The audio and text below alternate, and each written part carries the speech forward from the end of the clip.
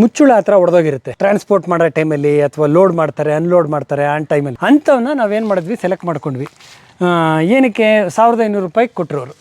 ಈಗ ಅದು 1000 ಲೀಟ್ರ್ ಕೆಪಾಸಿಟಿದ್ದು ನಾನು ಸಿಮೆಂಟದ್ದು ಮಾಡಿಸ್ತೀನಿ ಅಂದಿದ್ರೆ ಇದು ಜೀವಾಮೃತ, ಗೋಕೃಪಾಮೃತ, ದಪ್ಪ ಜಲ್ಲಿ ದೊಡ್ಡದು, ಆಮೇಲೆ ಬೇಬಿ ಸಣ್ಣ ಜಲ್ಲಿ, ಅದಾದಮೇಲೆ ಇದು ಎಮ್ ಸ್ಯಾಂಡ್ ನೋಡಿ ರೆಡಿಯಾಗಿದೆ.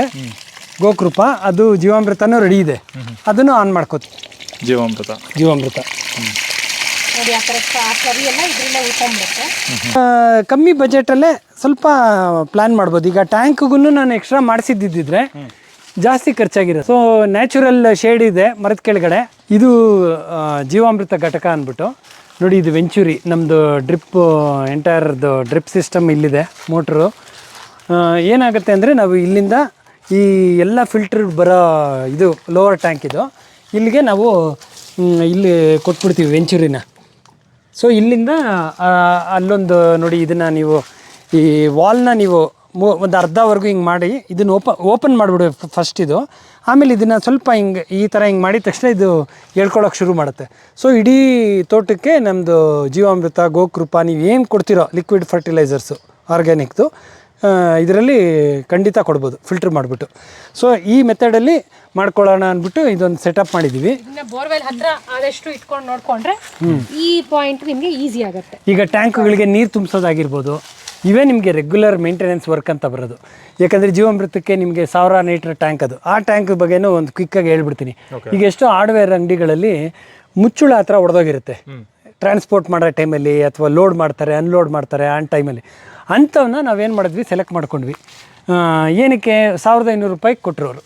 ಈಗ ಅದು 1000 ಲೀಟ್ರ್ ಕೆಪಾಸಿಟಿದ್ದು ನಾನು ಸಿಮೆಂಟದ್ದು ಮಾಡಿಸ್ತೀನಿ ಅಂದಿದ್ರೆ ನನಗೆ ಮೇಲ್ಗಡೆ ಟಾಪಲ್ಲಿ ಹೆಂಗಿದ್ರು ನನಗೆ ಟೋಪಿ ಬೇಡ, ಗೋಣಿಚೀಲ ಮುಚ್ಕೋತೀವಿ ನಾವು ಜೀವಾಮೃತಕ್ಕೆ ಅಂದರೆ. ನಂಗೆ ಕ್ಯಾಪ್ ಹಾಕಲಿಲ್ಲ ಅಂದರೂ ಪರವಾಗಿಲ್ಲ ಅಲ್ವಾ. ಸೊ ನನಗೆ ಬೇರೆ ಕಡೆ ಡ್ಯಾಮೇಜ್ ಆಗಿದ್ರೆ ಪ್ರಾಬ್ಲಮ್ಮು, ಮೇಲ್ಗಡೆ ಆಗಿದ್ರಿಂದ ನನಗೆ ನಡೆಯುತ್ತೆ. ಡ್ಯಾಮೇಜ್ ಇಲ್ದಿರೋ ತೊಗೋತೀನಿ ಅಂದಿದ್ರೆ ಎಷ್ಟಾಗೋದು? ಇದು ಗ್ಯಾರಂಟಿ 5,500 ಮೇಲೆ ಆಗಿರೋದು, 5,500-6,000 ಲೀಟ್ರದ್ದು. ಸೊ ನನಗೆ 1,500ಕ್ಕೆ ಸಿಕ್ತು. ಸೊ ಆ ಥರ ಯೂಸ್ ಮಾಡ್ಕೊಂಡ್ವಿ. ಇದು ನಮ್ಮದೇ ಒಂದು ಹಳೇದೊಂದು ಟ್ಯಾಂಕ್ ಇತ್ತು, ಇದಕ್ಕೆ ಗೋಕೃಪ ಮಾಡ್ಕೋತೀವಿ, ಇದು 500 ಲೀಟ್ರು. ಸೊ ಎರಡೂ ಇದು ಮಲ್ಟಿ ಲೇಯರು. ಅದು ಲೇಯರ್ ಇದು ಇಲ್ಲಿ ಎಮ್ ಸ್ಯಾಂಡು, ಆಮೇಲೆ ಜಲ್ಲಿ ಕಲ್ಲು, ದಪ್ಪ ಜಲ್ಲಿ, ಸಣ್ಣ ಜಲ್ಲಿ ಎರಡೂ ಹಾಕಿದೆ. ಸೊ ಇದು ಫುಲ್ ಫಿಲ್ಟರ್ ಆಗುತ್ತೆ. ಇಲ್ಲಿಂದ ಫಿಲ್ಟರ್ ಆಗ್ಬಿಟ್ಟು ಕೆಳಗಡೆ ಏನು ಹಾಕಿದ್ರೆ ಕೆಳಗಡೆ ಫುಲ್ ಕೆಳಗಡೆ ಅದು ಕೆಳಗಡೆನೆ ಅಲ್ಲೂ ನಿಮಗೆ ಸಿಮೆಂಟದ್ದು ಸಣ್ಣ ಜಲ್ಲಿ, ಎಮ್ ಸ್ಯಾಂಡ್ 3 ಇದೆ. ಇಲ್ಲಿ ಫಸ್ಟ್ ಒಂದು ಸ್ಟೆಪ್ ಇದೆ, ಅಲ್ಲಿ ಸಿಮೆಂಟ್ ಹಾಕ್ಬಿಟ್ಟಿರೋದು, ಅದು ತೊಟ್ಟಿನೇ ಅದನ್ನು. ಫಸ್ಟು ದಪ್ಪ ಜಲ್ಲಿನಾ? ಹಾಂ, ದಪ್ಪ ಜಲ್ಲಿ ದೊಡ್ಡದು, ಆಮೇಲೆ ಬೇಬಿ ಸಣ್ಣ ಜಲ್ಲಿ, ಅದಾದಮೇಲೆ ಇದು ಎಮ್ ಸ್ಯಾಂಡ್. ಈ ಥರ ಇರುತ್ತೆ. ದಪ್ಪ ಜಲ್ಲಿ, ಬೇಬಿ ಜಲ್ಲಿ, ಎಮ್ ಸ್ಯಾಂಡ್. ಹೌದು, ಫಿಲ್ಟರ್ ಆಗಕ್ಕೆ. ನಾವೇನಕ್ಕೆ ಗ್ರೀನ್ ನೆಟ್ ಅಂದ್ರೆ ನೋಡಿ, ಇಲ್ಲಿ ಮಾವಿನ ಎಲೆ ನಾವು ಇದನ್ನ ನ್ಯಾಚುರಲ್ ಆಗಿ ನೆರಳನ್ನು ಉಪಯೋಗಿಸ್ಕೊಂಡಿದ್ದೆ. ಇಲ್ಲಾರೆ ಮತ್ತೆ ಇದಕ್ಕೆ ಶೀಟ್ ಹಾಕ್ಸ್ಬೇಕಿತ್ತು. ಯಾಕಂದ್ರೆ ಜೀವಾಮೃತನ ನೀವು ತಂಪು ಜಾಗದಲ್ಲಿ ಇಡಬೇಕು. ಇದು ನ್ಯಾಚುರಲ್ ಆಗಿ ನಮ್ಮ ಮಾವಿನ ಮರನೇ ಹತ್ರ ಇತ್ತ ಅಂತ ಹಾಕೊಂಡಿದೀವಿ. ಇದು ತುಂಬಾ ಎಲೆ ಬಿದ್ದು ಹೀಗಾಗುತ್ತೆ ಅಂದ್ಬಿಟ್ಟು ಇದು ಹಾಕೊಂಡಿದೀವಿ ಅಷ್ಟೇ. ಇದನ್ನ ತೆಗ್ಬಿಟ್ಟು ಹೀಗೆ ಹೊರಗಡೆ ಚೆಲ್ಬಿಟ್ರೆ ಎಲ್ಲ ಕಸ ಕ್ಲೀನ್ ಆಗುತ್ತೆ ಅಂತ. ಇದು ಫಿಲ್ಟರಿಂಗ್ ಜಾಗ. ಫಿಲ್ಟರ್ ಬಂದು ಎಲ್ಲ ಫಿಲ್ಟರ್ ಆದ್ಮೇಲೆ ಫೈನಲಿ ಇಲ್ಲಿ ಬರುತ್ತೆ. ಅಲ್ಲೊಂದು ಪೈಪ್ ಇದೆ, ಇಲ್ಲಿ ಬರೋದು. ಇದೊಂದು 1000 ಲೀಟರ್ದು ಕೆಪಾಸಿಟಿ ಇರೋ ತೊಟ್ಟಿ ಅದು. 1000 ಲೀಟರ್. ಸೊ ಏನೇ ಎಲ್ಲಾನು ಒಟ್ಟಿಗೆ ನಾವು ಆನ್ ಮಾಡ್ಕೊಂಡ್ಬಿಟ್ಟು ಗೋಕೃಪಾನ್ ಬೇಕು ಅಂದ್ರೆ ಗೋಕೃಪ ಬಿಟ್ಕೊಳ್ತೀವಿ. ಎಲ್ಲ ಫಿಲ್ಟರ್ ಆಗೋದ್ರಿಂದ, ಯಾಕಂದ್ರೆ ನಾವು ಡ್ರಿಪ್ಪಲ್ಲಿ ಕೊಡೋದ್ರಿಂದ ನೋಡಿ ಇಲ್ಲೇ ಫಾರ್ ಎಕ್ಸಾಂಪಲ್ ಇದೇ ಗೋಕೃಪ ನೋಡಿ ರೆಡಿಯಾಗಿದೆ. ಗೋಕೃಪ ಅದು ಜೀವಾಮೃತನೂ ರೆಡಿ ಇದೆ, ಅದನ್ನು ಆನ್ ಮಾಡ್ಕೋತೀವಿ. ಜೀವಾಮೃತ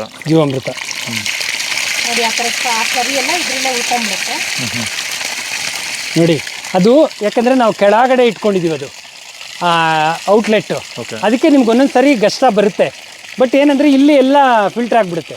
ಸೊ ಈ ಥರ ಅಲ್ಲಿಗೆ ಬರುತ್ತೆ, 3ನೇ ಟ್ಯಾಂಕಿಗೆ ಬರುತ್ತೆ, 3ನೇ ತೊಟ್ಟಿಗೆ, ಅಲ್ಲಿಂದ ಇದಕ್ಕೆ ಹೋಗುತ್ತೆ ವೆಂಚುರಿ ಮೂಲಕ.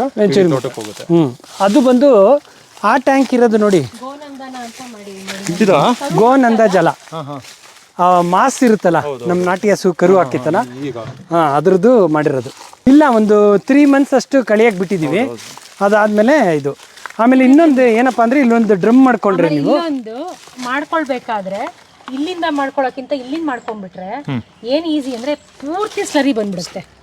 ಫುಲ್ ಗಷ್ಟ ಏನಿರುತ್ತೆ ಅದು ಪೂರ್ತಿ ಇಲ್ಲಿ ಮಾಡ್ಕೊಂಡ್ರೆ ನಿಮ್ಗೆ ಒಂದ್ ಸ್ವಲ್ಪ ಲೇಯರ್ ಉಳ್ಕೊಳ್ಳುತ್ತೆ. ಇಲ್ಲಿ ಮಾಡ್ಕೊಂಡ್ರೆ ಪೂರ್ತಿ ಕಷ್ಟ ಬರುತ್ತೆ. ಪೂರ್ತಿ ಬರುತ್ತೆ. ಆಮೇಲೆ ಏನಾದ್ರು ಕ್ಲೀನ್ ತೆಗಿಬಿಡಿ ಮಾಡಬೇಕು ಬಂದ್ಬಿಡುತ್ತೆ. ಬಂದ್ಬಿಡುತ್ತಾ? ಈಗ ಇದೆಯಾ ಇದ್ರಲ್ಲಿ?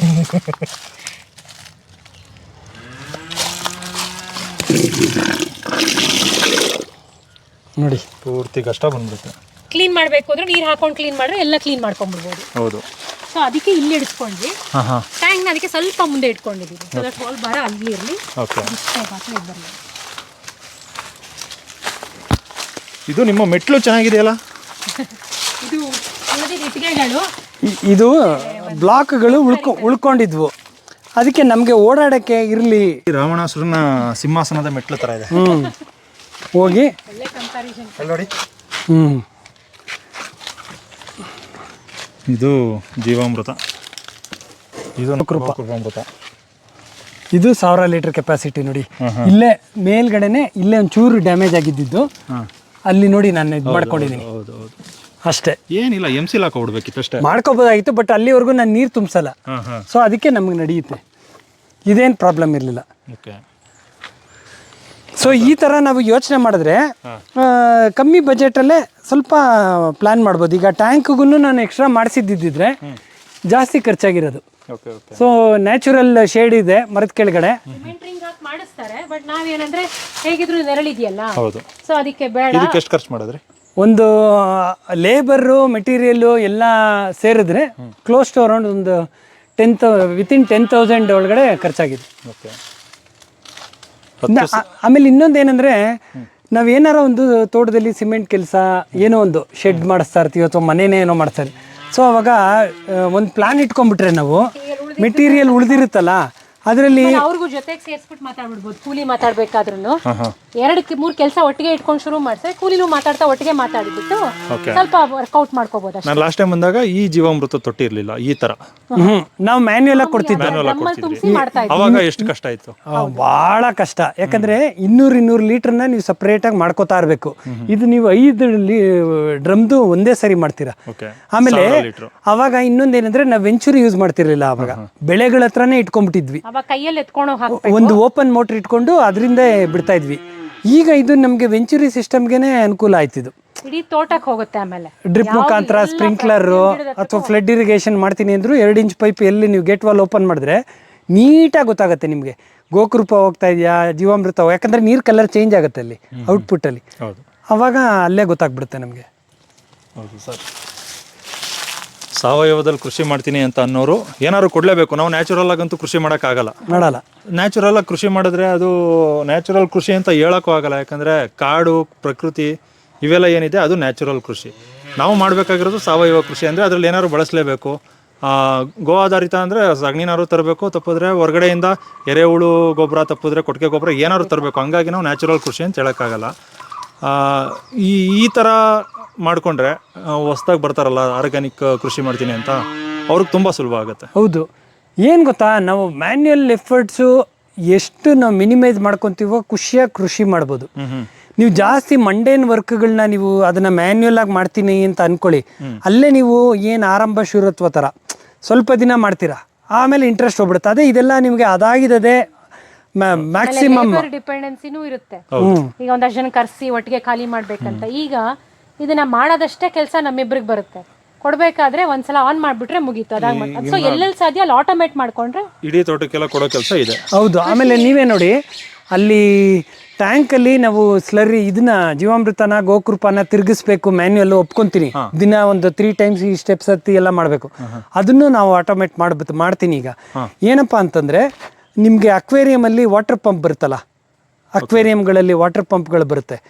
ಆ ಪಂಪ್ನ ನೀವು ಎತ್ಬಿಟ್ಟು ಈಚ್ ಡ್ರಮ್ಗಳಿಗೆ ಹಾಕ್ಬಿಟ್ರೆ ಅದೇ ನಿಮಗೆ ಸ್ಟಿರ್ ಮಾಡುತ್ತೆ ಆ ನೀರನ್ನ. ಏನಂದ್ರೆ ನಿಮ್ಗೆ ಒಂಥರ ಅದು ತಿರುಗಿಸ್ದಂಗೆ ಆಗುತ್ತೆ. ಸೊ ಅಲ್ಲಿ ಮಾಡಿದ್ರೆ ನೀವು ಈ ಟೈಮ್ಗೆ 3 ಸಲ ಅಥವಾ 4 ಸಲ ಟೈಮ್ ಸೆಟ್ ಮಾಡಿಬಿಟ್ರೆ ಟೈಮರು ಸಿಗುತ್ತೆ. ಅದು ಆನ್ ಮಾಡಿಬಿಟ್ರೆ ಅದು ಟೈಮ್ ಆದಾಗ ಒಂದ್ಸಲ ತಿರ್ಗಿಸ್ಬಿಟ್ಟು ಇದಾಗುತ್ತೆ. ಏನಿಲ್ಲ, ನಿಮ್ಗೆ ಅಲ್ಲಿ ಆ ಜೀವಾಣುಗಳಿಗೆ ನೀವು ತಿರ್ಗಿಸೋದು ಏನಕ್ಕೆ ಮಾಡ್ತೀವಿ ಅಂತಂದ್ರೆ ಅದು ವೃದ್ಧಿ ಆಗಲಿ ಅಂತ, ಆಕ್ಸಿಜನ್ ಸರ್ಕ್ಯುಲೇಟ್ ಆಗಲಿ ಅಂದ್ಬಿಟ್ಟು ನಾವು ಮಾಡೋದು. ಸೊ ಅದನ್ನೇ ನಿಮಗೆ ಅಕ್ವೇರಿಯಂ ವಾಟರ್ ಪಂಪ್ ಮಾಡುತ್ತೆ. ಏನಿಲ್ಲ, ಆ ವಾಟರ್ನ ನಿಮಗೆ ಟಾಪ್ ಲೇಯರ್ನ ಡಿಸ್ಟರ್ಬ್ ಮಾಡುತ್ತೆ. ವಾಟರ್ ಪಂಪ್ ಗೊತ್ತಲ್ಲ, ಇನ್ಪುಟ್ ತಗೊಳುತ್ತೆ, ಔಟ್ಪುಟ್ ಕೊಡುತ್ತೆ. ಸೊ ಅವಾಗ ನಿಮಗೆ ವಾಟರ್ ಸ್ಟೀರ್ ಆಗೋ ಥರ ರೊಟೇಟ್ ಆಗೋ ಥರ ಅನಿಸುತ್ತೆ ನಿಮಗೆ ಅಕ್ವೇರಿಯಂ ಟ್ಯಾಂಕ್ಗಳಲ್ಲಿ ನೋಡಿ. ಸೊ ಸೇಮ್ ಕಾನ್ಸೆಪ್ಟೇ ಇಲ್ಲಿ ಮಾಡ್ಬೋದು. ಮಾಡಿಬಿಟ್ರೆ ನಿಮಗೆ ಆ ತಿರ್ಗ್ಸೋ ಒಂದು ಅವಶ್ಯಕತೆನೂ ಇರಲ್ಲ, ಅದನ್ನು ಮಿನಿಮೈಸ್ ಮಾಡ್ಕೋಬೋದು. ಈಗ ನಿಮ್ಮಂಥ ರೈತರನ್ನ ಮಾತಾಡ್ಸಿದ್ರೆ ವರ್ಷದಿಂದ ವರ್ಷಕ್ಕೆ ನೀವು ಇನ್ನೂ ಅನುಭವಿಗಳಾಗಿರ್ತೀರಾ. ಚೆನ್ನಾಗಿ ಕೊಡ್ಬೋದು ಭೂಮಿಗೆ. ಈಗ ನಾನು ಮ್ಯಾನ್ಯುವಲ್ ಆಗಿ ಕೊಟ್ಟರೆ ಅಷ್ಟಕ್ಕೆಲ್ಲ ಕೊಡೋಕ್ಕಾಗಲ್ಲ, ಈ ಥರ ಏನಾದ್ರು ಒಂದು ಮಾಡ್ಕೋಬೇಕು ಅಂತ ನೀವೇ ಕಲ್ತ್ಕೊಂಡಿರ್ತೀರಾ. ಅಂದರೆ ನಿಮ್ಮ ಕೆಲಸದಲ್ಲಿ ನೀವೇ ಕಲ್ತ್ಕೊಂಡಿರ್ತೀರಾ.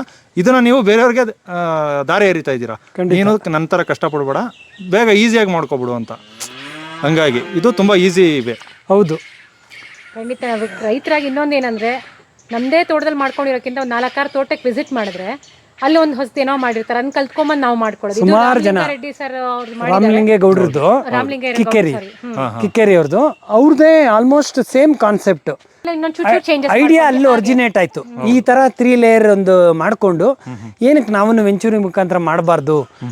ಸೊ ಅದೊಂದು ಇದೊಂದು ಇಟ್ಕೊಂಡ್ವಿ ನಾವೊಂದು ಬೇಸ್ ಲೈನ್ ತರ, ಅದನ್ನ ಇಟ್ಕೊಂಡು we try to match as possible ಮಾಡಿವಿ. ಇನ್ನು ಯಾರೋ ನೋಡಿದ್ರೆ ಇನ್ನೊಂದ್ ಸ್ವಲ್ಪ ಅದರಲ್ಲೇ ಆಲ್ಟ್ರೇಷನ್ಸ್ ಮಾಡ್ಕೊಂಡು ಇನ್ನೂ ಚೆನ್ನಾಗಿ ಮಾಡ್ಬೋದು. ಹಾಗೆ ಒಬ್ಬರಿಂದ ಒಬ್ರು ಕಲ್ತ್ಕೊಂಡು ಹೋಗ್ತೀವಿ. ಬಟ್ ಆ ಟ್ಯಾಂಕ್ ಇದೆ ನೋಡಿ, ಆ ಕೆಳಗಡೆಗೆ ಗೇಟ್ ವಾಲ್ ಇಟ್ಕೊಳ್ಳೋದು, ಅದು ವೆರಿ ಇಂಪಾರ್ಟೆಂಟ್.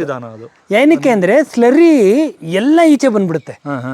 ನಿಮಗೆ ಬೇರೆ ಟೈಮಲ್ಲಿ ಸ್ಲರಿನ ನೀವು ಫುಲ್ಲು ಆ ಗಷ್ಟನ ನೀವು, ಯಾಕಂದರೆ ನೀವೇ ಲೆಕ್ಕ ಹಾಕೊಳ್ಳಿ, 10,000 ಲೀಟ್ರಿಗೆ ಮಾಡ್ತೀವಿ, 1,000 ಲೀಟ್ರಿಗೆ ಮಾಡ್ತೀರಾ ಅಂದರೆ ಎಷ್ಟು 50 kg ಮೇಲೆ ಸಗಣಿ ಹಾಕಿರ್ತೀರ.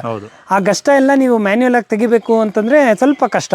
ಲೇಬರ್ ಬಿಟ್ಟರು ಎಷ್ಟೊಂದು ಲೀಟ್ರ್ ಉಳ್ಕೊಳ್ಳುತ್ತಲ್ಲಿ ನಿಜವಾಗ್ಲೂ. ಸೊ ನೀವು ಕೆಳಗಡೆನೆ ಗೇಟ್ ವಾಲ್ ಕೊಟ್ಕೊಂಡಿರೋದ್ರಿಂದ ಮ್ಯಾಕ್ಸಿಮಮ್ ಈಚೆ ಬಂದ್ಬಿಡುತ್ತಪ್ಪ. ಏನೊಂದು 5% ಇರ್ಬೋದು ಅಷ್ಟೇ. ಅದನ್ನು ನೀವು ಯಾವ್ದಾರ ಒಂದು ಕಡ್ಡಿನೋ ನೀರು ಬಿಟ್ಕೊಂಡು ಪರ್ಕೆನೋ ಏನಾರ ಇಟ್ಕೊಂಡು ತಳ್ಬಿಡ್ಬೋದು ನೀವು. ಈಗ ಈ ವಿಡಿಯೋ ನೋಡಿ ಮುಂದೆ ಈ ರೀತಿ ತೊಟ್ಟಿ ಮಾಡ್ಕೋಬೇಕು ಅಂದ್ಕೊಳ್ಳೋರು ಅಲ್ಲಿ ಇಡ್ತಾರೆ ಗಷ್ಟ ಆಚೆ ಹೋಗಕ್ಕೆ ಮಾಡ್ಬೋದು ಜಾಗನ. ಅದನ್ನ ನಾವು ಟ್ರಯಲ್ ಮಾಡಿದ್ವಿ. ಏನಕ್ಕೆ ಮಾಡಬಾರ್ದು, ಇದರಲ್ಲೂ ಮಾಡ್ಬೋದು ಅನ್ನೋ ಒಂದು ಇದಿಟ್ಕೊಂಡು ಮಾಡಿದ್ವಿ. We found it is successful. ಖುಷಿಯಾಗಿದ್ದೀವಿ, ಮಾಡಿದ ಒಳ್ಳೆ ಸ್ಟೆಪ್ ಅಂತ ಅನ್ನಿಸ್ತು ನಮಗೆ. Thank you sir. Thank you Vinu.